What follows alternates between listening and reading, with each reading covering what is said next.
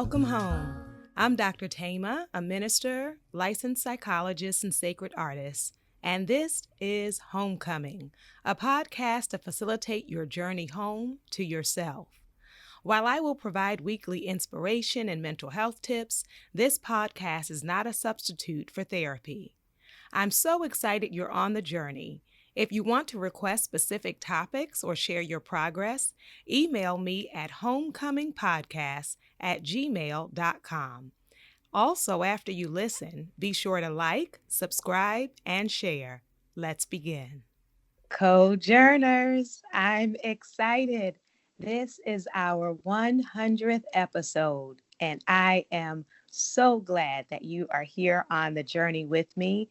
My heart is absolutely full that this started with a vision, with an idea, and now here we are at number 100. So whether you are new or a longtime listener, I am so grateful for your presence. And I'm excited that Tiana Hansen sent in a poem that I just believe is perfect for today. And so, Tiana, thank you so much. She said she felt led to write this and send it in at this particular time. And so, I believe the timing is intentional. And so the poem reads, "Love yourself radically and without inhibition. Ask yourself to open your arms wide. Embrace yourself for all you are, all you have shown in every past reflection, each journey that has led you here to this very moment where you can release all that holds you, cages you, and tries to make you tame. Love yourself wild. Love yourself when nobody else will. When you begin to seek love elsewhere, first pull it from the endless wells within. Replenish yourself whole as you always have been. Remember all the aspects of you which make you feel that radiant love up from your belly, circling your heart. Wrap this warm energy around your soul and know you will soon be home." Oh my goodness. Tiana. Oh, I thank you so much. I thank you so much for being a vessel, an instrument to receive that poem and to share it with us. We have been on this journey, and with each step, with each episode, with each moment, with each day, we come closer and closer to our authentic selves. And I am so, so grateful. I love that radical self-love and acceptance. So if you have a poem or vows that you want to make to yourself and that you want to share with our community, feel free to email me at homecomingpodcast@gmail.com. That's homecomingpodcast@gmail.com. And today's episode is entitled Shifting Out of Trauma Mode. Shifting out of trauma mode. And many of us are trauma survivors, and there are everyday sources of stress that we learn how to juggle, we learn to manage, but then there are overwhelming experiences that deplete us, that can cause a shift in our ideas about ourselves, that can make it difficult for us to regulate or manage our emotions, feelings, and can also make it difficult to trust both ourselves and others. And so my primary work in psychology has been with trauma survivors. And I want to identify for you four of the major trauma responses that we can sometimes have when we feel panic, when we feel stress, when we feel triggered. So we want to be able to identify these and know how to shift from the unhealthy ones to healthier ones so that you will not be stuck in the mode of trauma, that you will not be stuck in that victim place, but so that you can be everything that you are here to be. And that is my hope and desire for you. And I believe because you're here listening, that that is your hope and desire for yourself. That in many ways, trauma causes us to shrink out of fear, and it can change us in measurable and in immeasurable, noticeable and unnoticeable ways. And we want to come home to ourselves, to not merely live out of the wound of what we have experienced, the wounds of what we have experienced. So we do not want to be limited in our thinking as a result of the trauma. We don't want to be limited in the way we love and show up in relationships as a result of the trauma. We don't want to be limited in our educational or our vocational aspirations because of being stuck in this traumatized mode. We want to have the fullness of life. The fullness of life. And I think that is so important as we are hitting this 100th episode, is to notice what are the trauma responses that you may go to when you are feeling anxious, when you are feeling panicked, and what are some other options? What are some ways that you can nourish yourself, comfort yourself, calm yourself, protect yourself so that you can see the array of possibilities, the range of options that are available to you, as opposed to the idea that this is the only thing I can do. And so I am stuck repeating this pattern. I am stuck in this script, playing this character who has my name in my face, but is not me. Yes? So I want to be able to come out of the performance, come out of the rigidity that has been created by the experiences in my life that were harmful, hurtful, traumatizing. And yes, they did happen and they did have an effect. But as I like to say, trauma affects me, but it does not define me. The traumas in your life affected you, but they do not have to define you. And so one of the ways we can respond when we are traumatized is when we see something, smell something, hear something, feel something that reminds us of the trauma and creates that sense of panic in us. Sometimes we will go into flight mode, right? And so you all have often probably heard fight or flight, but there are four I'll mention on today: flight, fight, freeze, and the fourth one I will talk about is tend and befriend. And so when you are in flight mode, if something happens that makes you feel unsafe, whether it is really dangerous or not, sometimes you will be quick to leave a job, quick to leave a relationship, whether romantic or friendship. You may find yourself needing to stay busy all the time because that busyness is a way of not having to fully be present. You don't have to be present with your feelings. You don't have to be present in your relationships because it can just look like being a workaholic, that I have so much to do, I can't really sit with the realities of my life. For some people, that flight mode can show up in perfectionism.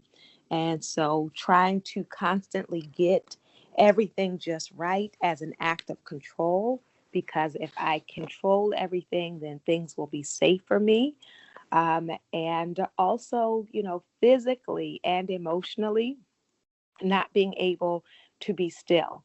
So I have to be centered on something. I have to constantly distract myself on for something, which can look like hyper focus.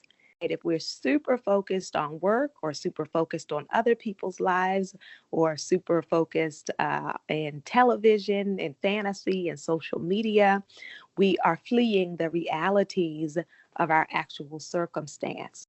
Being mindful for yourself of your tendency to try to check out, whether physically, emotionally, or spiritually, when you are feeling uncomfortable.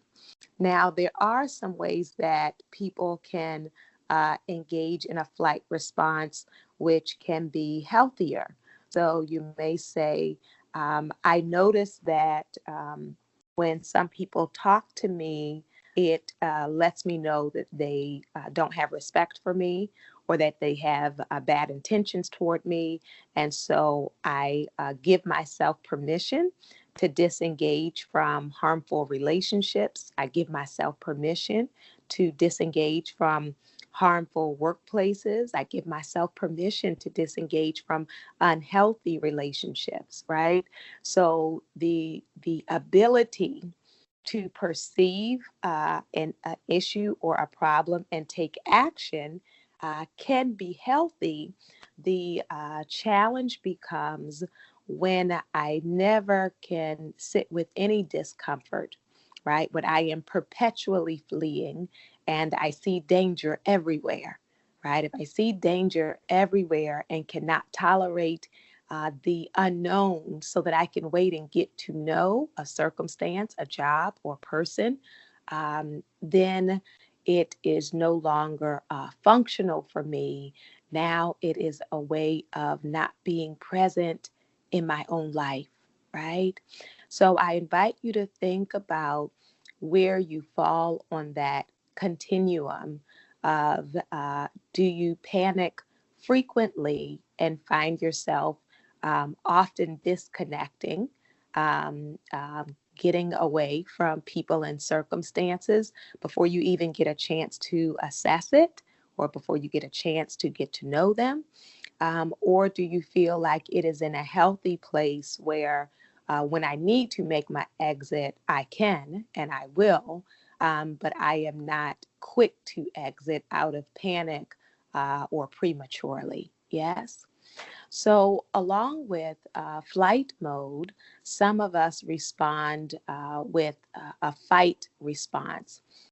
Some of us, when we feel discarded, disrespected, insecure, uncertain, unsafe, we can have an unhealthy or a healthy fight response, right? So the unhealthy fight response is can show up with narcissistic tendencies. It can show up with arrogance and putting other people down. It can show up with being controlling, that I want to make sure that someone else doesn't take advantage of me. So in some ways, I become the bully, right? I become the abuser. So this is my way of trying to ensure I never end up in that victim space again. But then the way in which I am going about it is destructive to other people. And so being very demanding of other people, requiring that other people are perfect or that everyone must do what you say, um, responding with feelings of entitlement. All of these can be a way of being combative. And underneath all of that is often a panic and an insecurity, right? And so I need everyone to center around me. I need everyone to pay attention to me. I need everyone to do what I say. Because when everyone is following the rules that only I create, then I feel safe, right? And so, as you can hear that, hopefully you can hear how that would be unhealthy and destructive for both you and for your loved ones or for your coworkers.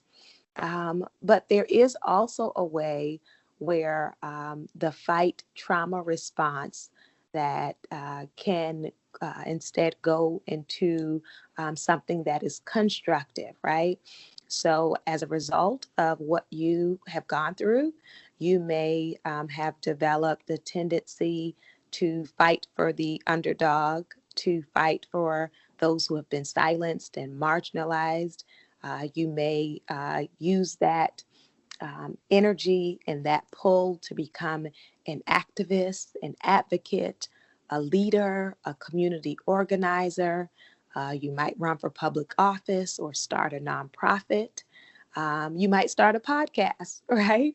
So, what will you do with your desire to fight against mistreatment, against abuse, against violation, right? You may be very protective of yourself or your loved ones or people you see as vulnerable or at risk. And that can show up in multiple ways. You also may have developed a strong ability to establish boundaries and to stick with your boundaries, as you may have a sense of, when I let people cross my boundaries or when I am silenced, bad things happen, which are very harmful. And so you may be very firm, not in a controlling or an abusive way, but you may be very firm and clear in communicating. This is okay with me, or I am uncomfortable with this, or I don't want that. So being able to say no, not feeling like you have to always please everyone at the detriment of yourself. Think about how your fight mode, if at all, shows up as a result of the trauma that you endured. Has the fight mode turned uh, into you engaging in bullying and controlling behaviors on the negative or unhealthy side? Or has the fight mode in you led to you speaking up in constructive ways for yourself and for others, right? So, not only do we have flight mode and fight mode, but another one is the freeze response. And with the freeze response, often when we are in situations that we cannot physically escape, our minds can cause us to emotionally check out and sometimes also physically check out, that we can become immobilized. And so there is this sense of being shocked or stunned, So if something threatening happens, that it's hard for you to get yourself up to move or to speak, that you are so startled that you become stuck in that place. So, in an unhealthy response, that can look like often zoning out. And I did an episode on dissociating. So, being checked out a lot of the time can create difficulties for you. If you find yourself losing time at work or unable to work because you're checked out a lot, if you check out and you're emotionally check out in your relationships, then people can experience you as emotionally unavailable or emotionally disengaged or emotionally cold or distant. So, of course, that can create difficulty in relationships.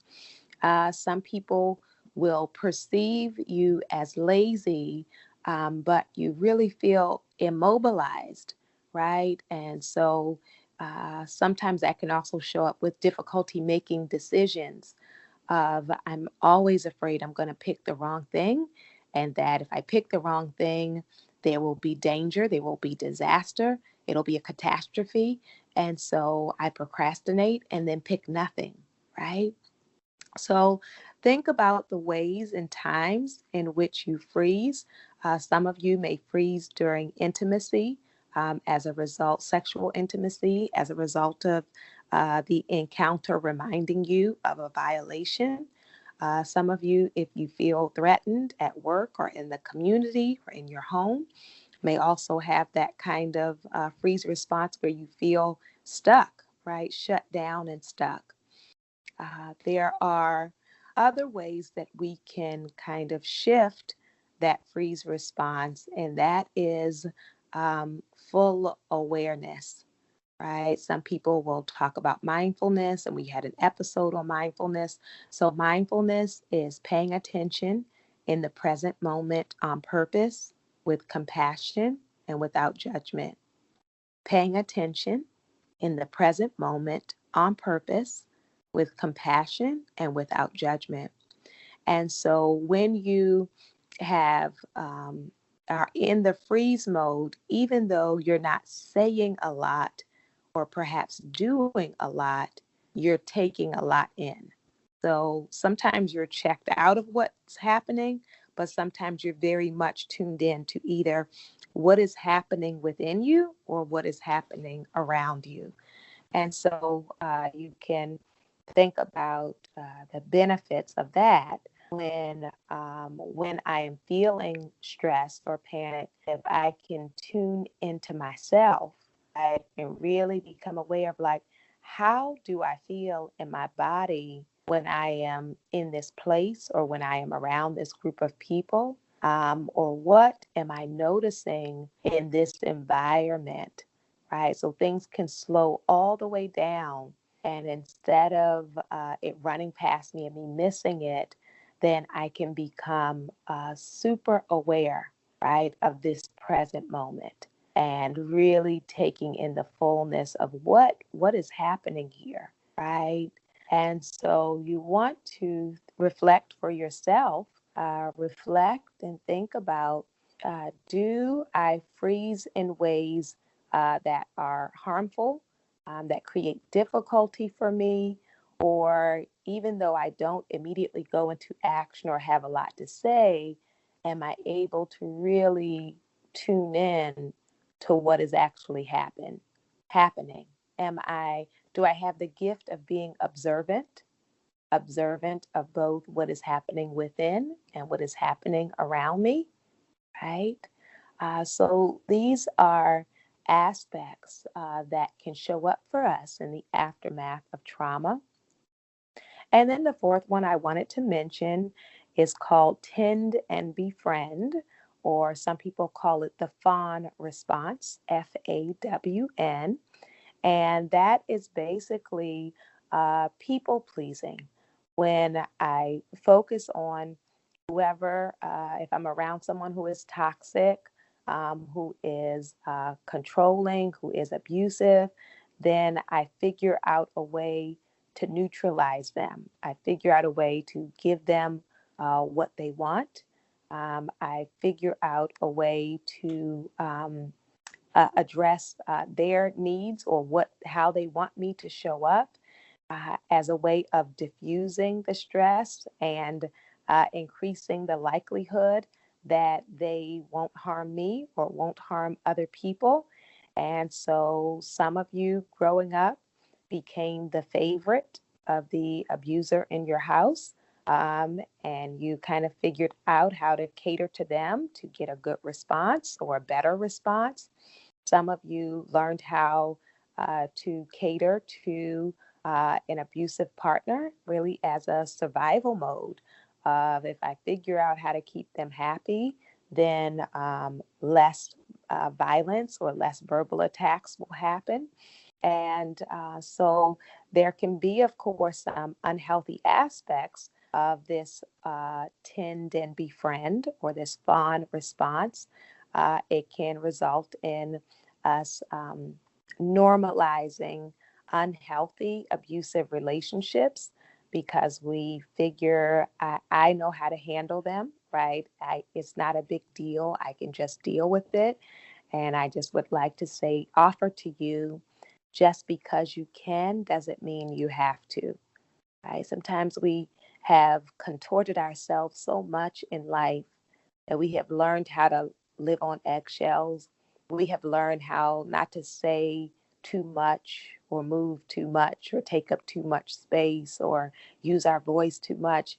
We have learned to do those things. But in the process of that, we can lose ourselves. We can erase ourselves. We can be so focused on pleasing others that we actually don't even notice our own destruction. And so then we're not able to set any boundaries. We're never able to say no. And sometimes we can even lose sight of ourselves, our feelings, our needs, and our wants. And so we want to be able to shift out of that unhealthy fawn response to see, what can a healthy response look like when we may have those tendencies. Well, you may have a gift for compassion, but let's say I want to be compassionate with boundaries. Yes. You may also have a skill for compromise. So you have learned, your life history required that you figure out what people want, right? So if you're, for example, in a work setting, that you might be able to read, to discern, to observe what the different people in this space want, and then look for the common ground. So you may be a solution bringer because you have that skill or that capacity. You may also have great listening skills because you had to pay attention, right? You had to learn how to listen and observe. But just because you listen and hear doesn't mean that you have to ignore yourself, right? So you're looking for what are the skills perhaps that out of survival I developed in those spaces. What are the ways in which they can be unhealthy or destructive? And what are the ways that I can utilize some of those skills in healthy ways, right? Some of those strategies, some of that wisdom and knowledge in healthy ways so that we will not be stuck. And so, whether your tendency is for flight or fight, freeze, or attend and befriend, I want you to know you do not have to be stuck in that place of panic, and that it is helpful if you can, when you're feeling panic, tune into your breath and pay attention to breathing at your own pace. A deep breath, some people call them a belly breath, where you can actually feel your chest and belly, and especially the belly expanding and then contracting. You're taking a deep breath. Something else you can do when you're feeling panicked is really pay attention to your senses, right? What do you see in this moment? What do you hear? What do you feel? What do you smell? What do you taste? Right? As a way of grounding yourself, calming yourself in the moment. And then you can also use guided imagery to picture a place where you calm, a place where you feel peaceful, and whether you have been in that place physically or whether it's a place in your imagination, to take a moment and just meditate on that space of calm and allow that to shift into your body. And then one other important strategy that can help is a change of temperature. So sometimes when we're feeling triggered or stressed, you might get a washcloth with hot water, warm water, or cold water, and just place that on your face or let the water run over your hands. And sometimes either the cooling water or the warm water can help to calm you so that then you can look at the circumstance and make a decision not out of panic, not out of old patterns or scripts, but in a place from a place of empowerment. From a place of empowerment, you can be free to choose. I am so excited about our growth on this journey to know that we are not stuck in that trauma response, even if we have been through trauma, multiple traumas, that is not the end of our story. And so it is time in this season that we are writing a new script, writing a new song, creating a new dance, living a new life. I invite your soul to tell your heart, mind, body, and spirit, welcome home.